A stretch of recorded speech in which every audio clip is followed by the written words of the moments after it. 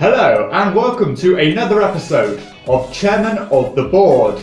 My name is Dan Honeyball, and in this show we are going to be talking about Codenames.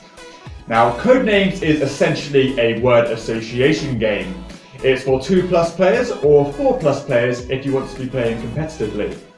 Now, in Codenames, players are split into 2 groups, and out of those 2 groups, one of those players is called the Spy Master.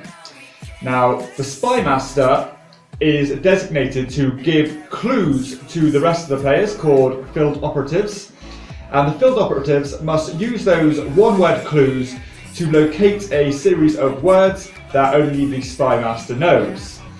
So, how to win the game is that you have to point out all your code names before the other team. So, let's get straight into the review. Okay, so the cool thing about Codenames is its ability to facilitate any number of players. And that makes it a great game for any kind of party or social gathering. The game itself is actually very easy to learn and teach, but is very difficult in practice, especially for the Spy Master. And that is because he has to be very careful at selecting which clues to give, because that clue can associate to any number of words on the table. Those words can be the words that he's trying to indicate. They can be your opponent's words, which will grant them your opponents a point if your team select that word, or it can also be the spy. Now, if your team select the spy, then you automatically lose. So it's very important for the Spy Master to carefully consider the clues he's giving, because he only wants those words to associate with the words he's trying to achieve and not the others. And that's very difficult in practice. The words have also been very carefully selected so that there are a lot of associations between words, and that kind of practice of differentiating a group of words from the others is very difficult.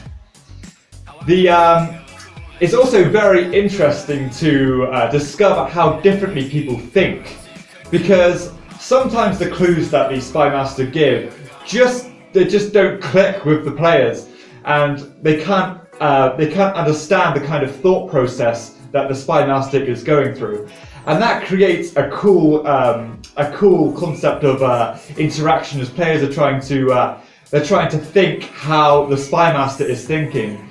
Like, sometimes they might give a clue and you think, how the hell am I supposed to get any of these words from the clue he's given me? And that is often very funny and creates a great fun atmosphere.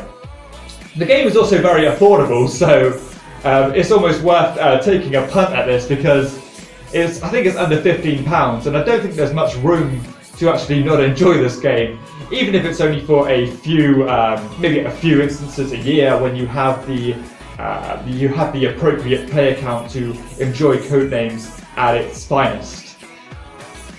Now, there are a couple of issues I have with Codenames, and one of them is concerning the rules. Well, not the rules themselves, but almost governing the rules.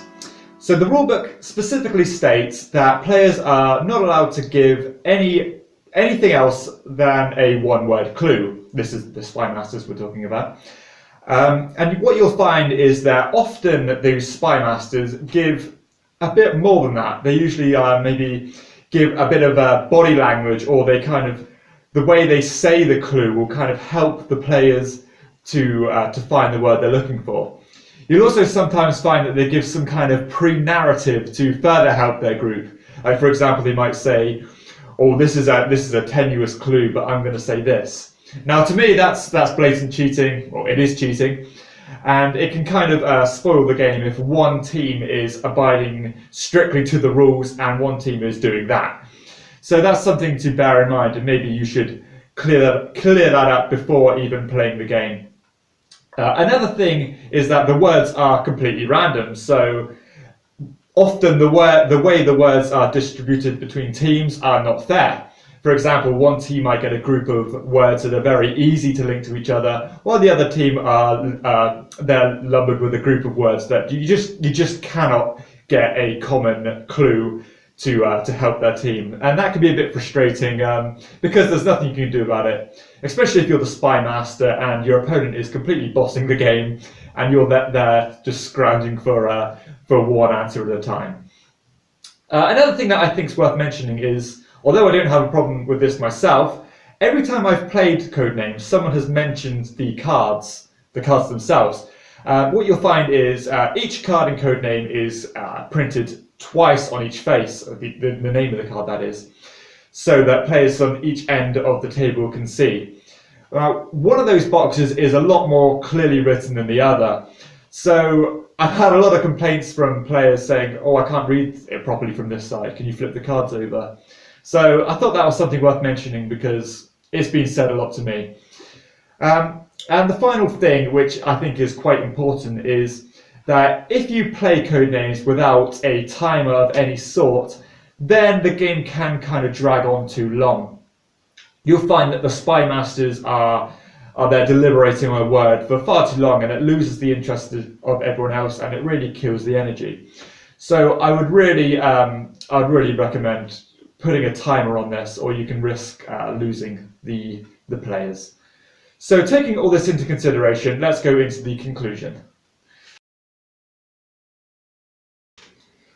Okay, so in conclusion, Codenames is definitely worthy of the title of #1 party game. This game is fantastic for those kind of environments, for Christmases, etc.